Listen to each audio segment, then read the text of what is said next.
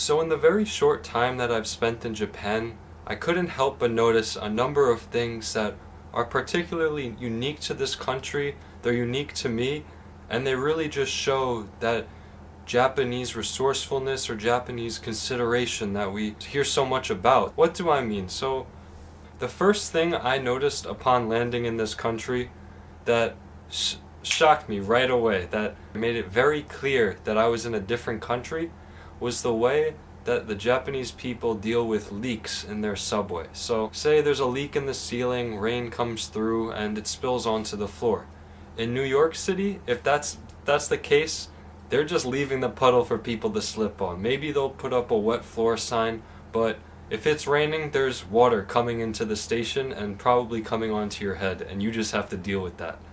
However, when I came into Japan, the first thing I see was they created this giant siphoning network, starting with a water bottle at the top and tubes coming down and leading into the drains so that the water is perfectly diverted away from the staircase, perfectly diverted out of people's ways, and they put signs and caution tape all around the leak so people are careful not to slip. This amount of consideration would never be seen in New York. Another thing that shocked me and grabbed my attention when it comes to Japanese design was their bathroom system. So what do I mean by this? Aside from their toilets being basically computers, they have bidets, they have shower heads, washers, heated seats, automatic toilet opening and closing, and they have little buttons you could press to play noise while using the restroom so that others around you can't hear. Aside from all of that, one thing that really impressed me was the way that they took advantage of water.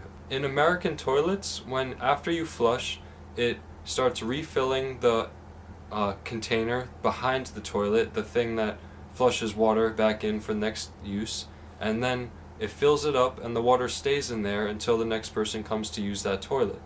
However, Japanese toilets, when that water is filling up the tank, it first runs up and it comes out of a tap, a sink tap, in the bathroom so that you can use that fresh water to clean your hands before it goes into the toilet's tank and then used to wash away any poop or pee. This is just amazing to me because I always thought about how big of a waste toilets were when it came to water usage. Think about it. Brand fresh new water, tap water, that's essentially okay to drink, is filled up in this 2, sometimes 3 gallon container just to be used once to flush away could be a small amount of pee, could be some poop, but like this system really takes advantage of that water.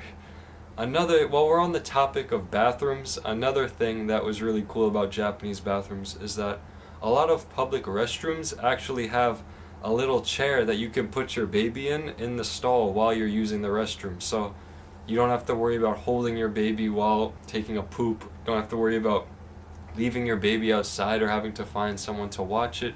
If you have to poop, you can just put him on the little seat and go about your business smoothly. It's really cool. There's another thing I want to talk about. Oh yeah, so this doesn't really have to do with design, but more about Japanese consideration. So while I was waiting for my overnight bus from Kyoto to Tokyo, there were a number of buses that came before mine because I showed up early, and I was watching all the people around me. So when one of the buses came, the bus driver comes out, he calls the bus name, he says where it's going, he's looking for anyone that's not there yet, like comparing his list to see if everybody that paid for a ticket was on the bus, which they never do in New York, first of all. If you ever taken Megabus, you know it's a terrible company. They get you where you need to be eventually, but they're not nearly as considerate.